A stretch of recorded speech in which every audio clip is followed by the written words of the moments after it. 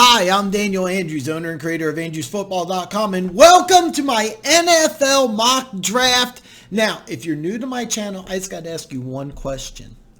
Do you like football? Because if you do, you're in the right spot. Now, I have been absolutely obsessed with the NFL draft. I've done a mock draft on my own every single year since 1990. For me, if you had to choose between Christmas or the NFL draft, it's always the NFL draft. I am absolutely obsessed with it. Now, this is my mock draft. I'm offering my opinion, but hey, I want to know what you think. So you can do one of two things. Drop a comment below, or you can email me at askandrewsfootball@yahoo.com. I try to get back to you within 24 hours. And hey, let's go here. Cincinnati, you're on the clock. Let's make this simple. Cincinnati is going to pick Joe Burrow here, a quarterback at LSU. Last time they took a quarterback who was a Heisman Trophy winner at number 1 overall. It was Carson Palmer.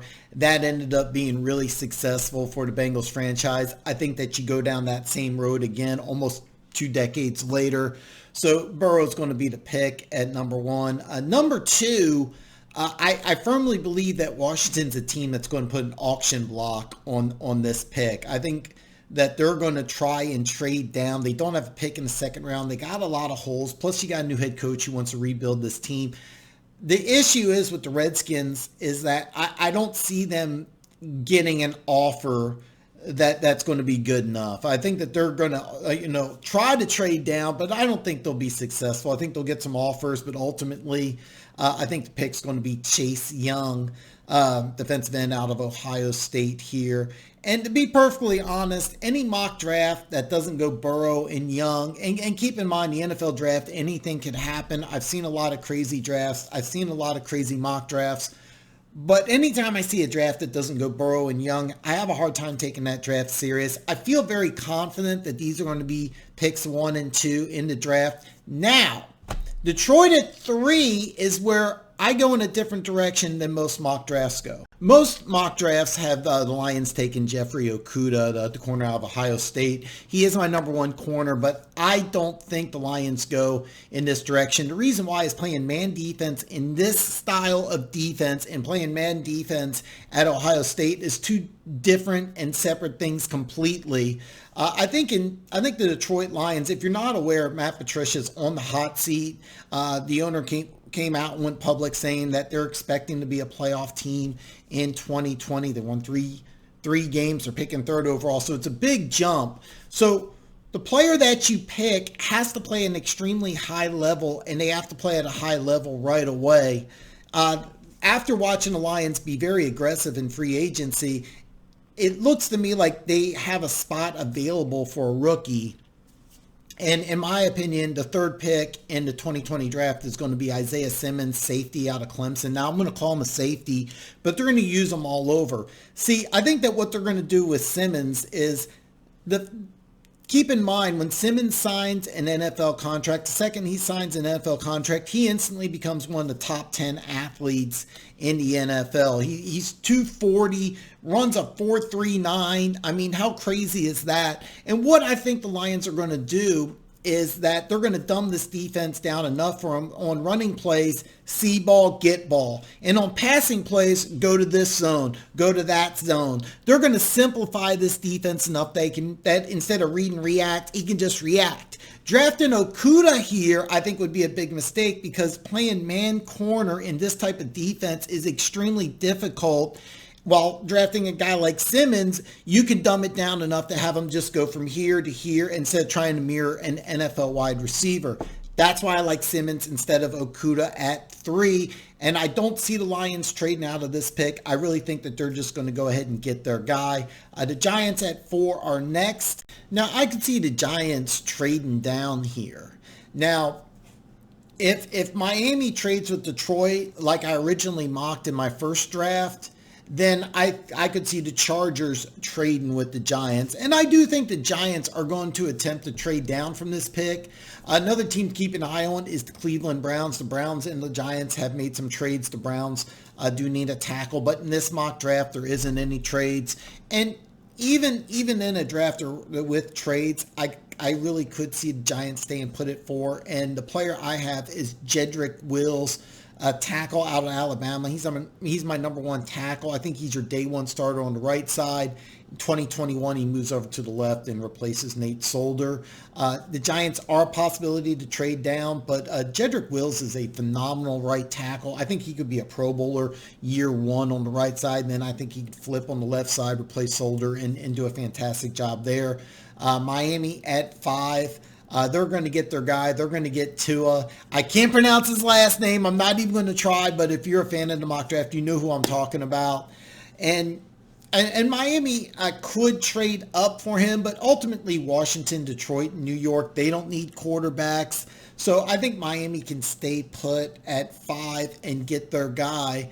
And the Chargers at 6, they have two big needs: quarterback and left tackle. The only question is, which one do they go first? Now, in this draft, you have a lot of really good tackles, so you could possibly get your tackle in round 2, or you could trade back into late round 1 and get a really good starter day 1, even later in the draft. But I think here you got to take your quarterback. For me, this is a no-brainer. Justin Herbert, quarterback out of Oregon. Now, I like him more than a lot of other people do, but I think this makes sense on a lot of different levels. You're moving into a new stadium in Los Angeles. Have a 4-year starter in the Pac-12 and Rose Bowl MVP, I think makes sense from a marketing standpoint, plus a lot of talent, and I think he has a very high floor as well. So I'm really high on Herbert here. Carolina at 7 is very interesting. Carolina signed Matt Rule to a 7-year contract. He was the former head coach of Baylor. Then what they did is they signed Joe Brady, who was LSU's passing game coordinator, to be Carolina's offensive coordinator. And then you went ahead and you had Luke Kuechly retire. Greg Olsen and Cam Newton were also released. So you have a team that's really transitioning, and you're hiring people from the college ranks. So this means to me that you're going to try to add as many players from the college ranks as you possibly can, especially from LSU, who has a lot of those players from offense are going pro. So I really think that Carolina is a prime candidate to trade down. I really think that Carolina won't be here at 7. I think that they're going to trade down, try to get more picks, because I think that they want to build this team through players that both Joe Brady and Matt Rule coached in college. However, at 7, because there is no trades in this mock draft, the pick is going to be Derek Brown, defensive tackle out of Auburn. Carolina released on Terry Poe and Gerald McCoy. So defensive tackle is a need, and it is something that they're going to address sometime in the draft. Derek Brown is my number 2 player overall. So for me, this is a home run. You're picking 7th and you get the number 2 player overall. Plus, it's a position of need. So I love that pick. To me, this is a complete home run. But again, I expect Carolina to trade down. Arizona is next at 8, and they're another team I expect to trade down. They traded for DeAndre Hopkins. They had to give up a second-round pick. I'm not going to go through the whole details, but they don't have a second-round pick in this draft, but they do have DeAndre Hopkins. So it is possible for them to trade down. However, the way this mock draft has gone, the pick would be Jeffrey Okudah, corner at Ohio State. You have Patrick Peterson on one side, put Okudah on the other side. Look at the NFC West. You're right. You have 3 really good quarterbacks in this division. Help out your secondary. Take the number 1 corner on the board. Jacksonville at 9. They also have the 20th pick in the draft, thanks to the Jalen Ramsey trade. Now, if Okudah is still available, that's the pick. All right, if Jeffrey Okudah is available, Jacksonville goes with Okudah. But with him gone, I toyed around with C.J. Henderson here. However, I got the pick at 9 as Javon Kinlaw, defensive tackle out of South Carolina. The reason why I got Kinlaw here is I think he's a top 10 player. Henderson, I don't have as a top 10 player. He's really close. Henderson's a really good corner. He's my number 2 corner overall. But keep in mind, I think it's more likely that you can get a good corner at 20 then you could get a defensive tackle, somebody of Kinlaw's quality. I think if you get a tackle at 20, you drop in quality. Even though Henderson's an excellent player and would be a day one starter, I think you can get somebody close to that at 20. So that, spoiler alert, that's kind of the way I see the draft going.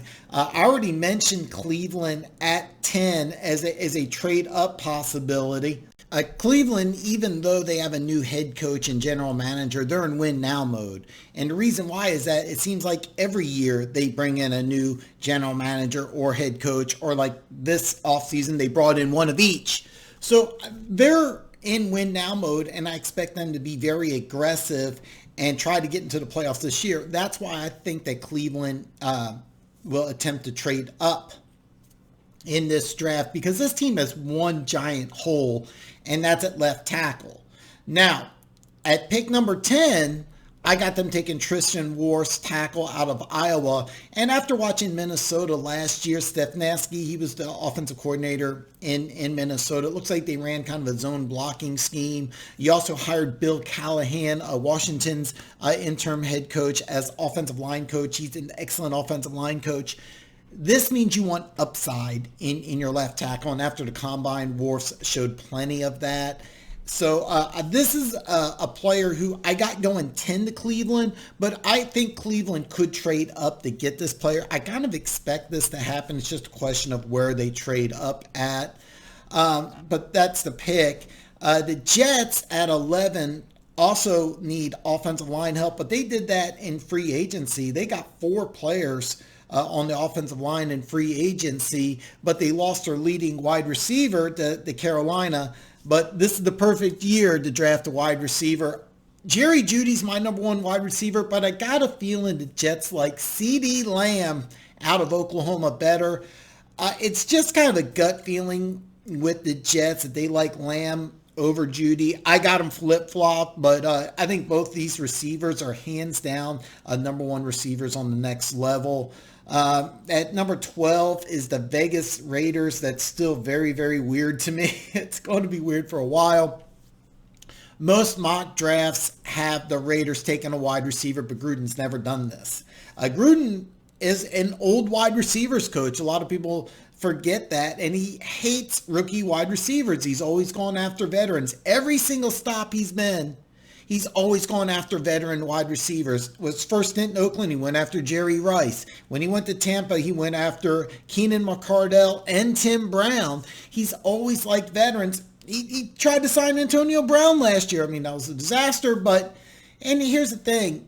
Look at your division. You can outscore Kansas City. You just can. And no disrespect to Derek Carr, the Raiders organization. They're just not built to outscore a team like Kansas City. But you can add pieces to that defense, and you need help at corner. So the pick here is C.J. Henderson, corner out of Florida. He instantly improves your speed and your athleticism in that secondary. I think he's a day 1 starter at corner. San Francisco at 13 is there at 13 because they traded Forrest Buckner to the Colts. To me, this pick's an absolute no-brainer. The offense instantly improved when they added Emmanuel Sanders mid-season to the team. Now, last year they drafted Jalen Hurd, who was injured, and he's coming back, and he's got a lot of athleticism and potential. I didn't forget about him. However, with the 13th pick in the draft, I have San Francisco taking Jerry Jeudy, wide receiver out of Alabama.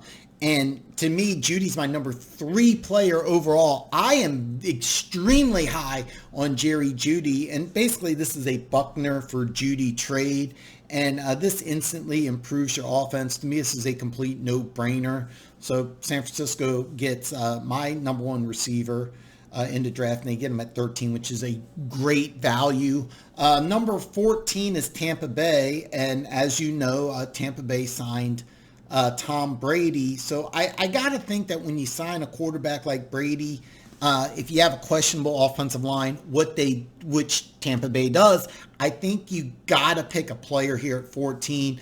Pre-draft, everybody's number 1 tackle is Andrew Thomas. For some reason, he's still available at 14. That's the pick. Andrew Thomas, a tackle out of Georgia, day 1 starter, instantly protects Tom Brady. To me, that's a great value for Tampa Bay, getting a great tackle at 14. 15 is Denver, and I wanted to argue this pick because I think a lot differently than most people. Because bottom line, Vic Fangio is the definition of old school. He's the oldest NFL head coach. And anytime you have a problem on your offensive line, I think that would be the pick here. However, look what you did in this offseason. You went ahead and you signed Melvin Gordon. Your defense is really solid. You have a Pro Bowl receiver in Sutton. Plus, you already have a 1,000-yard rusher in Lindsey. But after you traded Sanders away, you do need help at wide receiver. I think you could go tackle here. All right, and I think tackle's a higher priority than wide receiver. I like Becton here, but and Becton would be an upgrade over Bowles, I firmly believe. However, when you're looking at a team that just signed a running back in free agency after having a 1,000-yard rusher, you have a big wide receiver in Sutton.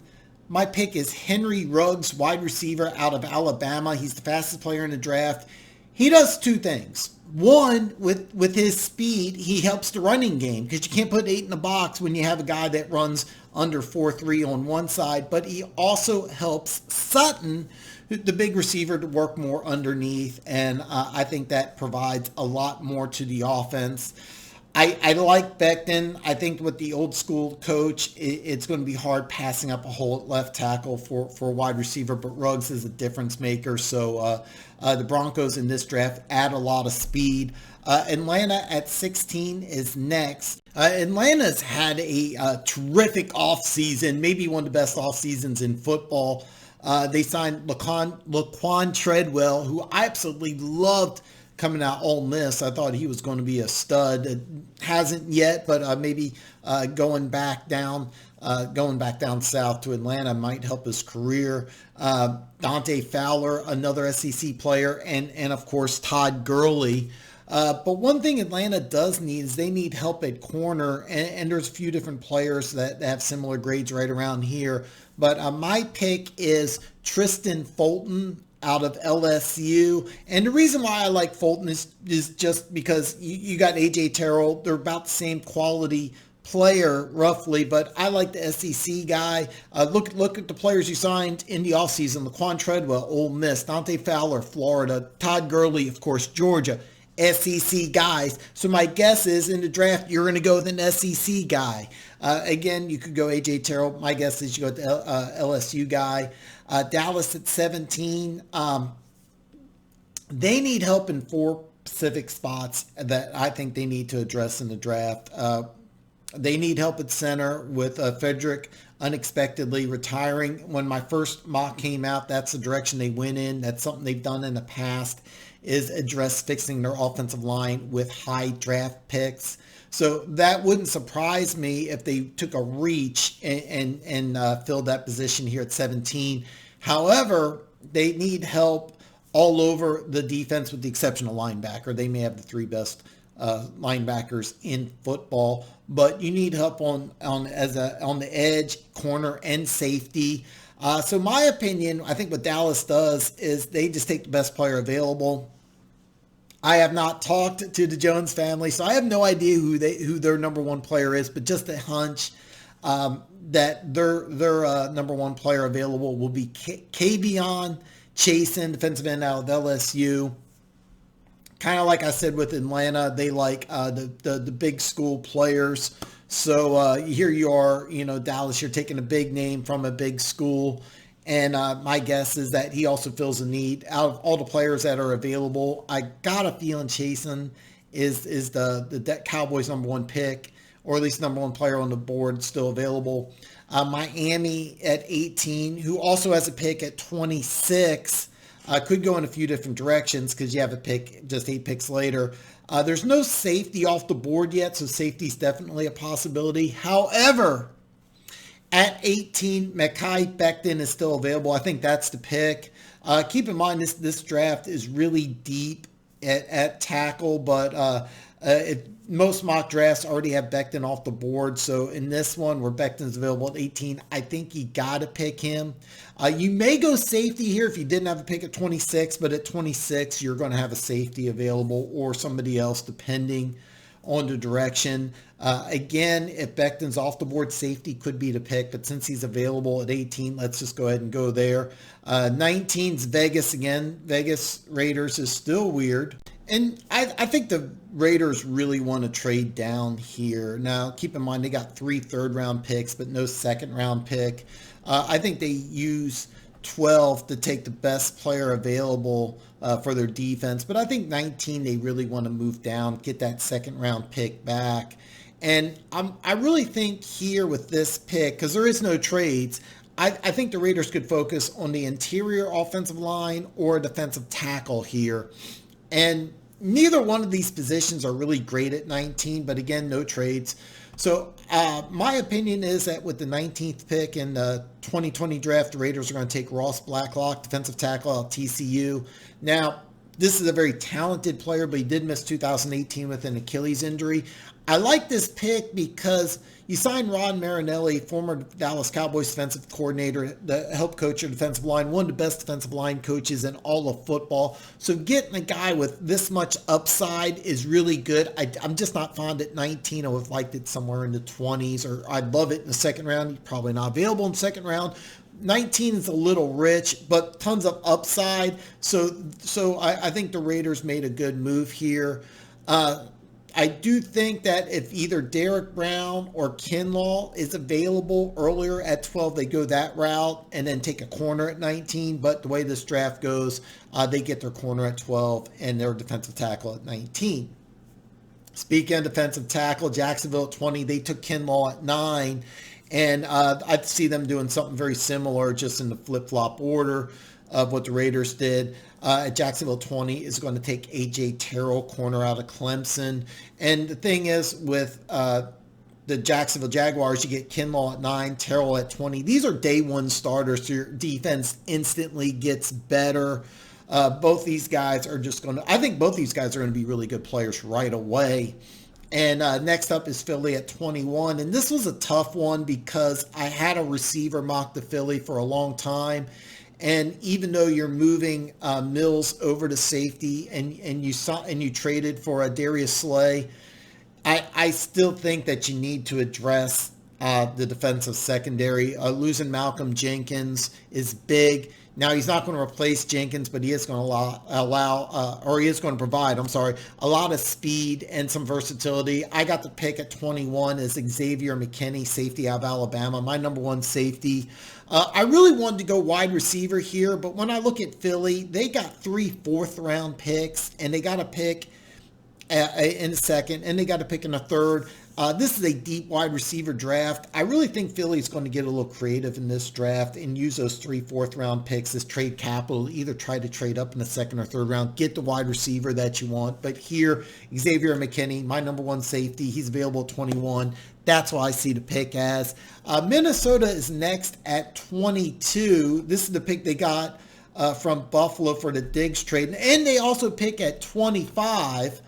Now, I could see Minnesota getting very creative in this draft because they have tons of draft capital. But I don't think that they're going to move around in the first round. I think they're going to use picks 22 and 25 to target specific needs, defections in free agency. Then I think in rounds 2, 3, and 4, they could get a little creative.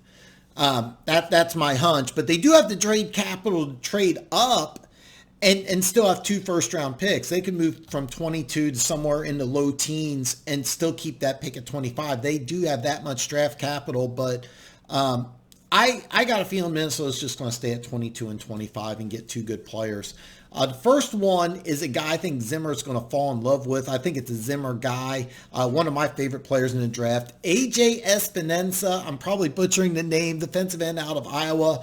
I love this guy. Now, I know he ran a 5.04 at Indy, so a lot of people think his draft stock is going to drop. I don't think so because he's a big guy. He's a run stuffer, and he's extremely productive. His last 2 seasons at Iowa, 30.5 tackles for loss, 22 sacks, 8 forced fumbles, 7 pass deflections.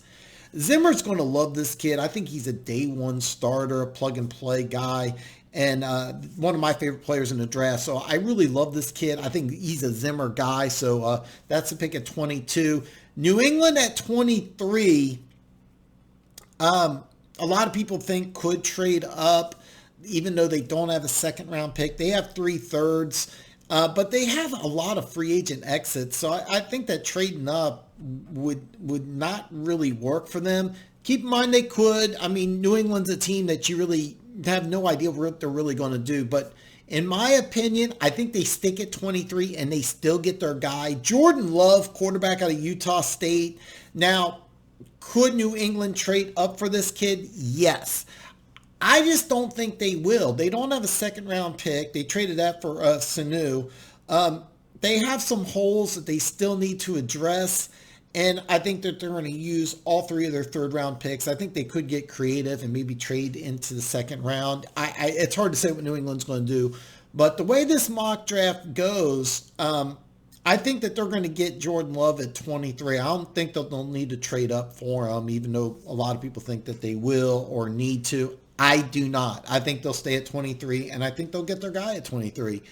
The Saints at 24 only have 5 picks in the draft, and they don't have a second-round pick, but they don't have a lot of needs. I really would have picked them taking a wide receiver. Then they signed Emmanuel Sanders, and now I'm like, I don't think receiver is really that big of a deal for the Saints. So I do think that they want somebody to help day one. But they don't necessarily need a starter. I mentioned before Malcolm Jenkins coming back. They did sign DJ Swearinger to a 1-year deal. That said, for my pick at 24, I had the Saints taking the local kid, Grant Delpit, safety at LSU. Now, here's the thing. Before the season, this was a top 10 pick. And he didn't have a great season, but he has all the upside that you could want. And the best part is that you could have him, him and Swearinger fight it out for the starting spot. Even if he doesn't get the starting spot, he still helps day one. And pairing him with a great leader like Malcolm Jenkins, I think would do wonders. The kid's got all the potential in the world. Do I think the Saints are excited about signing a local kid? That might have something to do with it. But I mean, he's got all the potential in the world. Before the season started, if you would have said he's going to drop all the way to 24, people would have thought you're crazy. Now, having him at 24, I think it's actually good value. I personally wouldn't rate him this high, but for the Saints, I think it's a great fit. Minnesota, again, at 25. I got another Zimmer kid. I cannot pronounce his name. Noah Igbinoghene. I know I'm butchering that. I am so sorry. Corner out of Auburn. Another guy I don't think is really a pure first-round player, but he's very athletic, and I think he's a Zimmer guy. He's physical. He's going to help you on special teams year one. Probably not a starter, but a couple of years from now, he could be a Pro Bowler. But he will help immediately. Just I don't see him being a starter in the secondary right away, but he has all the athleticism, and he's physical, something that Zimmer loves. And, of course, now we got Miami for the third time at 26. Miami gets Tua at 5, Becton at 18. And here, I think you just take the best player available. And whoever's highest on their big board's probably who they're going to go with here. And I'm going to just pick one of my favorite players, a player that I got ranked a lot higher than most people do. For Miami at 26, I'm taking DeAndre Swift, running back out of Georgia. And the reason why I got Swift here is, one, I think he would be the highest ranked player, at least he is on my board. And he adds a dimension Miami doesn't have. I mean, this is a guy who can take screen passes and carries and go 80 yards. The running backs that they have currently aren't those type of big players. That's something Swift adds to this team. So that's kind of the way I see it. He just adds a dimension that you don't have. Could you take a safety here? Yes, you could. But you're also picking at 39. You can get a safety at 39. You're not going to get anybody with Swift's caliber at 39. So that's kind of my logic here. Take the highest rated player here, and then you can take a safety at 39. Seattle at 27 is always fun. They're a wild, unpredictable team come draft day. Last year, they went into the draft with 4 picks. They ended up with something like 15. It was crazy. Seattle's always a very unpredictable team. So it's really hard to say what they're going to do. A lot of people have them taking an edge rusher, but they chose LJ Collier in round 1 last year. So I kind of don't think they will. And they've also talked to Javon Clowney about him coming back. I don't know if that's going to work. As of right now, he's not a Seahawk. So, but if that happens, definitely edge is off the board. But I don't think they're going to go edge. I did mock a linebacker in the past, but one thing when I look at Seattle, they do need some help in the secondary. I got a feeling Pete Carroll likes this guy. Jeff Gladney, cornerback out of TCU. Now, he's kind of a slender guy. Pete Carroll likes bigger physical corners, but he is physical and he is a good athlete. So that's kind of my thought process. But keep in mind, Seattle, what they're going to do in the draft, nobody really knows. They're kind of a wild team, but they do need help in their secondary. So Gladney, corner out TCU, I think would be a great pick. Baltimore at 28 is definitely a trade-up candidate. They have 2 picks in rounds 2, 3, and 4. Some of the moves they made in free agency kind of indicate that they're going to go all in. They're actually my Super Bowl favorite right now. I'm sorry, Chiefs fans. As a Chiefs fan, it hurts me to say this, but as of right now, I think the Ravens are the best team in the NFL with the moves they've made this offseason. So at 28, I think you just take the best player available. I have no idea who they have ranked as the best player here. I like J.K. Dobbins here. I have mocked DeAndre Swift as a Raven, but I haven't gone to Miami. So Dobbins is a strong possibility. You can't have Lamar Jackson running for 1,200 yards again. Plus, he adds a different dimension than Ingram. But that said, I'm going to go in a different direction, different side of the ball. I'm going to go with Kenneth Murray, linebacker out of Oklahoma. You could put Patrick Queen here too. Murray's bigger. I think if Baltimore drafts Murray here, he's your inside linebacker. He starts day 1, adds athleticism to an already good defense. So I really like this pick because you get a starter this late in the draft and a guy who really adds athleticism to an already good front 7. The Titans are next at 29. Tennessee, to me, is a team that could also move up. But unlike Baltimore, they don't have the trade capital. They don't have the additional picks. Plus, they don't have a 4th round pick. They don't have a 6th round pick. Now, even though they don't have trade capital, they could sacrifice a 2021 pick to move up in the draft if they desire, or they have somebody in particular that they're targeting. Here at 29 is a tough one because I think that in Tennessee's eyes, they're thinking to themselves, we're only a player or 2 away from a Super Bowl. So who could they take that would help them this year? And that's what you're looking at. Now, I know they signed Vic Beasley to a 1-year deal. That said, my 29th pick in the 2020 draft, Zach Bond out of Wisconsin. I'm going to call him an outside linebacker. He's going to play a defense, and I think that they're going to use him along with Beasley. He's a different type of player. He's more of a blue-collar run stuffer. Beasley, more of an athlete, pass rusher. I think it'll get kind of creative. But this is a guy I think that's just a Vrabel guy at 29. Could Tennessee trade up? Absolutely, they could. I also could see Tennessee going in a couple different directions here. But I just, when I look at a Vrabel type player, I'm thinking Zach Bond, except for the length, but he is kind of a 3-4 outside linebacker type. It's that most outside linebackers are a little longer. Bond is not, but he's a tough, high effort, high energy type of guy. And I think that Vrabel would really like that. And not only that, at 29, that's really good value for Tennessee there. Green Bay at 30 could get extremely creative in the draft. I could actually see them trading up or trading down. They got 3 picks in round 6, 2 in round 7. And this team really doesn't have a lot of needs. When you look at Green Bay, this is a team that really is their roster is pretty full. They went to the NFC Championship game. They're a very good team. They have a lot of youth on defense. I've mocked in the past a quarterback here at 30, which takes some Packers fans off. But remember Rodgers was drafted when Favre was still in his prime. So it is a possibility that to take a quarterback at 30. I would not be surprised, even though it would surprise a lot of Packers fans. My guess is that I think that they're going to stay at 30. Now, could they trade up or down? Sure, they could.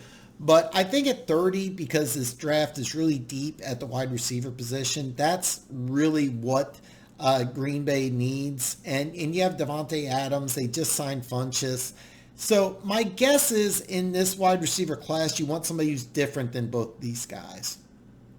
And he's also one of my favorite players. So with the 30th pick in the 2020 NFL Draft, I have Green Bay selecting Brandon Ayuk, wide receiver out of Arizona State.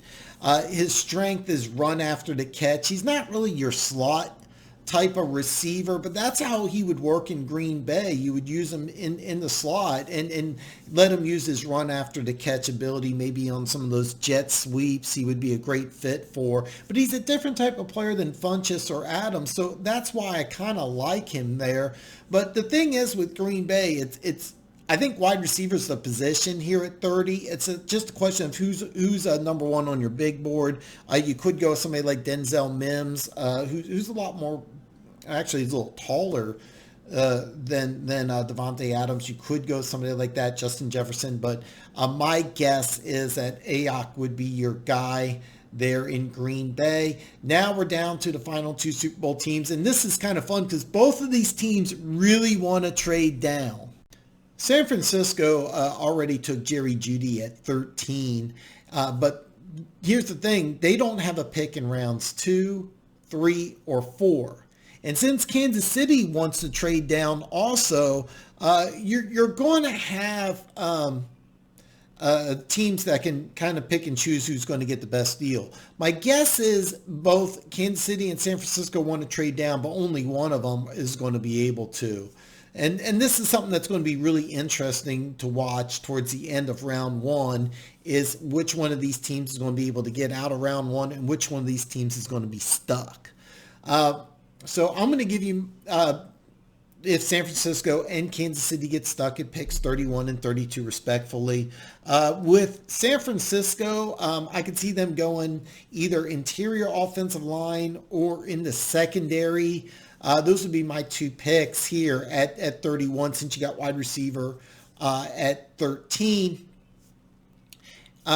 So with the 31st pick in the NFL, in the 2020 NFL Draft, I have San Francisco taking Jeremy Chinn, safety out of Southern Illinois. And the reason why I like Jeremy Chinn is that you re-signed Jimmy Ward. He's a free safety, former corner, adds a lot of speed and athleticism in the secondary. Chinn's a large guy. He's about 6'3", 220. You could call him a hybrid, but he's going to be a safety in this type of defense, kind of filling that John Lynch mold that he occupied as a former player in Tampa Bay. This is a big safety. Now, the reason why I like this is that I'm sorry, I said Tampa Bay.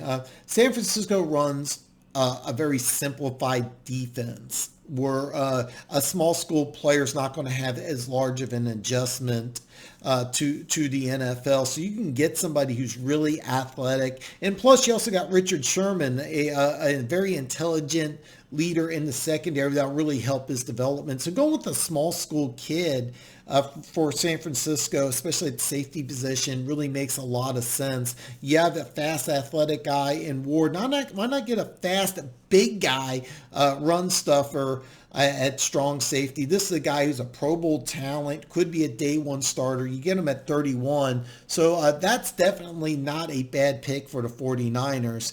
Now, Finally, my Chiefs are available at 32.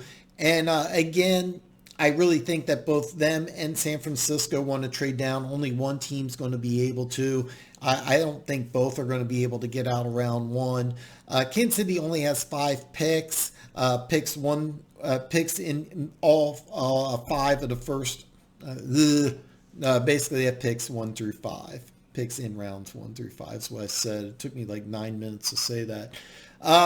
In this draft here, there's a few players that really interest me. Travion Diggs is really interesting. He can play safety or corner. Lots of upside there. Bryce Hall's one of my favorite players. Maybe a little rich at 32, but he would be an excellent player. The highest rated guy, though, would be Yader Gross-Matos, a defensive end out of Penn State. He would be a day one starter opposite of Frank Clark. But I think the Chiefs are going to go in a different direction here. I think that they're going to surprise people. Take a look at what they've done in the offseason. And they re-signed Demarcus Robinson and Sammy Watkins to 1-year deals. So what does that mean? Well, after the 2020 season, you can't re-sign them both. There's a good chance you lose both.